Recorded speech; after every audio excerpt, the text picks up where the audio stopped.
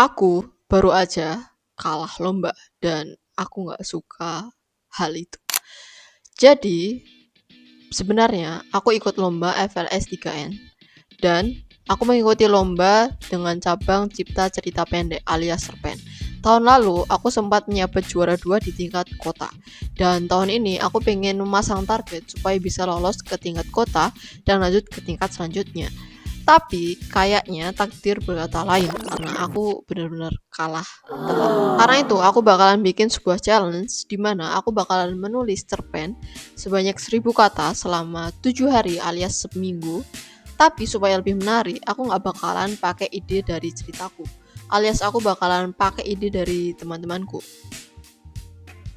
Dan mari kita mulai day one bikin cerpen. Cerpen pertama, alurnya bakalan dimulai saat tokoh utama kita alias seorang lelaki, dia merupakan seorang yang usianya udah di pertengahan tahun dan dia seorang pengangguran alias dia di PHK dari perusahaannya.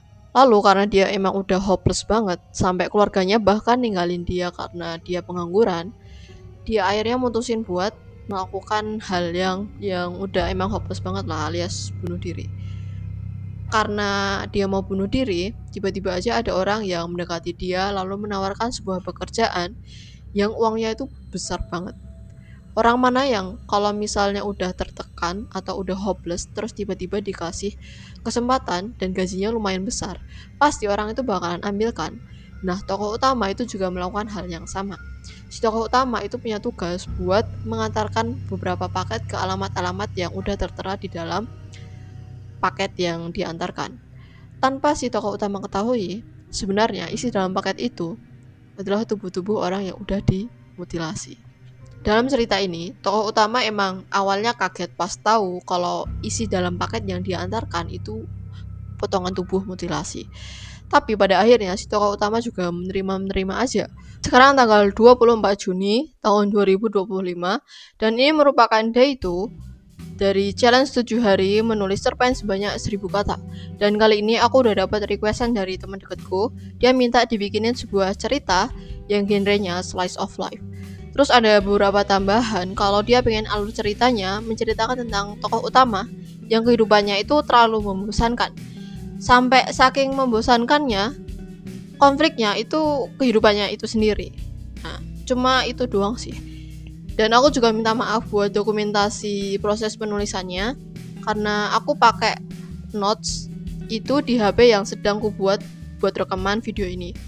Jadi kalau misalnya aku bisa buat mendokumentasikan, aku bakalan usahain. Oke.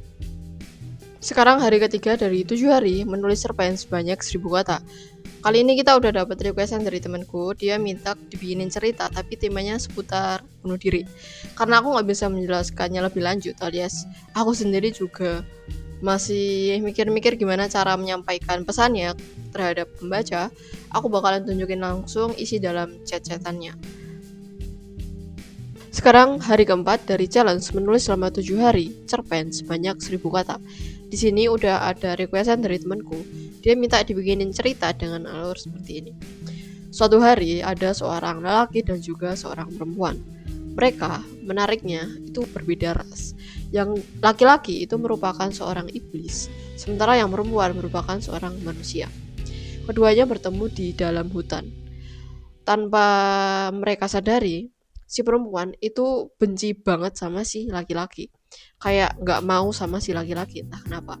Mungkin karena iblis kali ya. Terus si laki-laki itu kepincut sama si perempuan, atau dia suka sama si perempuan. Karena dia ngerasa kalau si perempuan itu gak suka banget sama dia mutusin buat melakukan guna-guna agar si perempuan itu suka balik sama dirinya. Ujung cerita, mereka akhirnya menikah. Mereka menikah dan akhirnya dikaruniai 2 orang anak alias kembar. 2 orang anak ini mereka sifatnya walaupun mereka kembar itu saling berkebalikan atau kayak beda banget lah pokoknya. Suatu hari mereka ditimpa sebuah musibah di mana rumah mereka tiba-tiba aja gak tahu kenapa meledak. Hal itulah yang bikin si istri mutusin buat menyembunyikan anak keduanya di dalam tempat yang aman atau diamanin gitulah.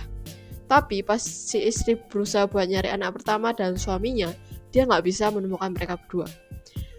Setelah lama kayak gitu, akhirnya si istri baru tahu kalau suami dan anaknya itu ada di dunia iblis.